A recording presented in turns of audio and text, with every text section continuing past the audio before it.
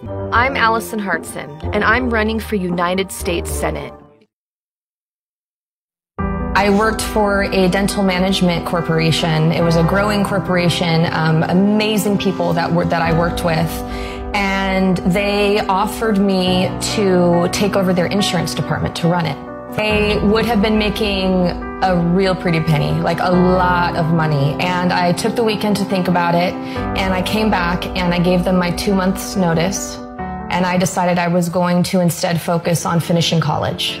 I have 8 brothers and sisters, a very large family, and I've been the only person in my family who has been able to have the opportunity to graduate college. And I did that with the fierce determination to become a teacher.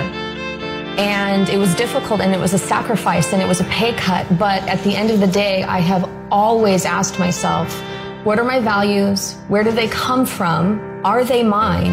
And am I really living by them?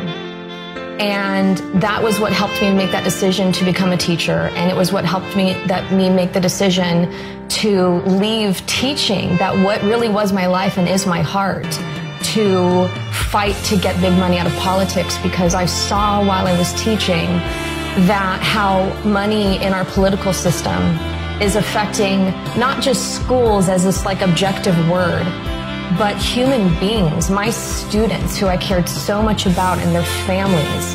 They're first, second, third generation immigrants from Mexico, primarily at the school I taught at, and Vietnam. And I saw some of my students, they're like my kids. I saw some of those families being ripped apart by immigration policies. And just one thing after another, I couldn't take it anymore. And so I had to leave that to get this done sooner so that we can help more people around the country and in the state. And that's when I decided to get involved in the movement, and it was through that I found Wolfpack through doing a Google search online. Wolfpack is a political organization that is solely working on the issue of money in politics, and specifically to get that 28th Amendment to the U.S. Constitution. And, you know, I read the plan. I read Wolfpack's plan online, and it was not only the most logical plan, but it was the most aggressive one. And I understand, and I know that the people of this country and the state of California in particular understand that this issue of our democracy being corroded by the wealthy elite who are incapable of understanding, not necessarily bad people, but just incapable of understanding the issues that we deal with, is systemic, and it's urgent. It is fiercely urgent. We've got to do everything we can right now, and that's why I made the difficult decision to leave teaching to do this full time. We have to do that, and while we're doing that, we also have to make sure that we have Medicare for all throughout the country, that we have a $15 minimum wage that is tied to inflation. Every human being deserves to make a living wage, and we need to make sure that students who earn their way into college can afford it. We need free tuition for college. We need to deprivatize our public education system. We need to deprivatize our private prisons and our detention centers. The list goes on. They all feed on one another.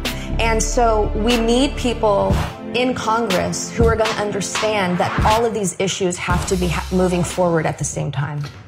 Dianne Feinstein, Not a Democrat. Just because you have a D after your name doesn't mean you're a Democrat. And I think that people are waking up to that reality. And so she is a corporatist. Some people think that she's a Republican, and she's proven this time and again with her votes. You know, she voted for the Bush tax cuts. The Bush tax cuts gave us $1.5 trillion of debt. And she's not going to pay for that. We are going to pay for that. Our kids are going to pay for that. That's what she voted for. She voted for the Iraq War. The Iraq War cost $7 trillion.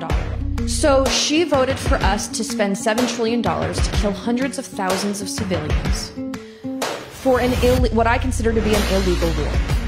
Voting for a war where you don't have hard evidence that justifies us going into that war, as far as I'm concerned, is treason. She does not deserve to be sitting in office. I can't believe that she's still sitting in office after the votes that she has cast. She supported the TPP. She's against Glass-Steagall. She supports the death penalty. She is for the war on drugs. In 2010, she led a campaign against legalizing marijuana. She is against Medicare for all. Dianne Feinstein is worth an estimated $80 million. She's taken millions of dollars from Big Pharma. She's taken millions of dollars from corporations. She's taken millions of dollars from defense contractors. And these influence her decisions. And it's no surprise, right?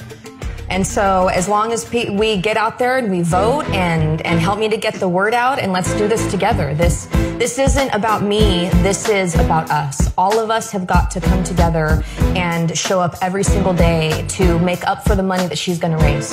And that's what we're going to do.